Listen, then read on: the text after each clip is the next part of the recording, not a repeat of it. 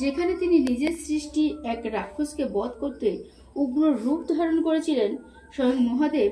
আজ আমরা জানব কে এই রাক্ষস, তার কাহিনী। দেবী পার্বতী কৌতূহলবশত মহাদেব শিবের চোখ বন্ধ করে দিয়েছিলেন। শিবের চোখ বন্ধ হওয়ার মুহূর্তে পৃথিবী অন্ধকারে ঢেকে যায়।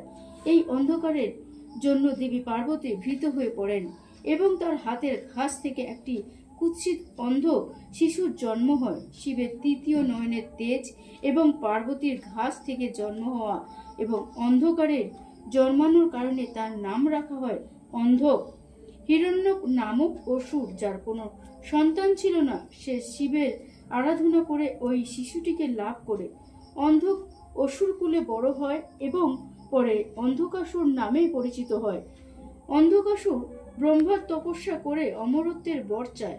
ব্রহ্মা তাকে বর দেন যে সে কেবল তখনই মারা যাবে যখন সে নিজের জননীর প্রতি কামনা বাসনা প্রেষণ করবে। অন্ধক ভেবেছিল যেহেতু সে জন্মদাতা মাকে চেনে না, তাই তার মৃত্যু অসম্ভব। অসীম ক্ষমতা পেয়ে অন্ধকাসুর দেবতাদের পরাজিত করে তিলকের রাজা হয়। সে দেবী পার্বতীকে, যিনি প্রকৃত অর্থে অন্ধকের জননী ছিলেন, অপহরণ করার চেষ্টা করে।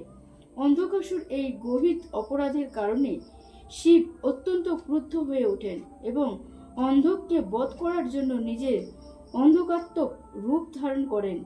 যুদ্ধ চলার সময় অন্ধকাসুরের শরীর থেকে মাটিতে পড়া প্রতিটি রক্তের ফোঁটা থেকে নতুন নতুন অন্ধকাসুর সৃষ্টি হতে থাকে। তখন শিব নিজের ত্রিশূল দিয়ে অন্ধকাসুরকে ঊর্ধ্বে তুলে ধরেন এবং তার সমস্ত রক্ত পান করে নেন, যাতে আর কোনো রাক্ষস তৈরি না হয়।